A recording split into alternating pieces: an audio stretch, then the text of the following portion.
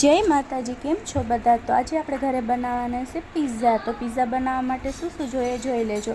આ છે કેપ્સિકમ, ટમેટાં છે, ડુંગળી છે, લાલ મરચાં છે, મકાઈ છે અને કોબીજ છે. આ છે પિઝા બનાવવાના રોટલા રેડીમેડ. આ 3 in 1નું છે પિઝા ટોપિંગ. અને આ છે વેજ માયોનીઝ.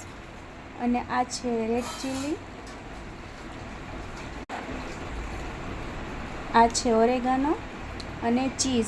તો ચાલો પિઝા બનાવવાનું રેડી કરી દઈએ. તો ચાલો શરૂઆત કરીએ.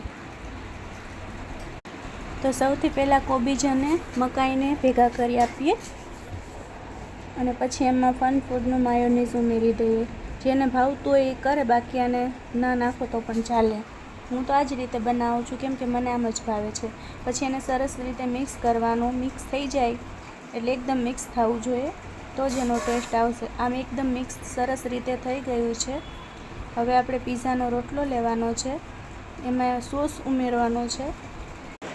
સરસ રીતે બધું મિક્સ કરી દેવાનું છે અને બધી એમાં વેજીસ નાખી દેવાની છે. કેપ્સિકમ, ડુંગળી, ટામેટાં, મરચાં, કોબીજ અને મકાઈ. અને પછી માથેથી ચીઝ નાખી દેવાનું છે અને પિઝાને રાખી દેવાનો છે ગેસ ઉપર પાકવા માટે. તો આપણો પિઝા બનીને રેડી થઈ ગયો છે. તો જોઈ લેજો, મોઢામાં એકદમ પાણી આવી જાય એવો પિઝા બનીને તૈયાર થઈ ગયો. તો આપણી રેસીપી ગમી હોય તો લાઈક, શેર અને ફોલો કરી દેજો. Thank you.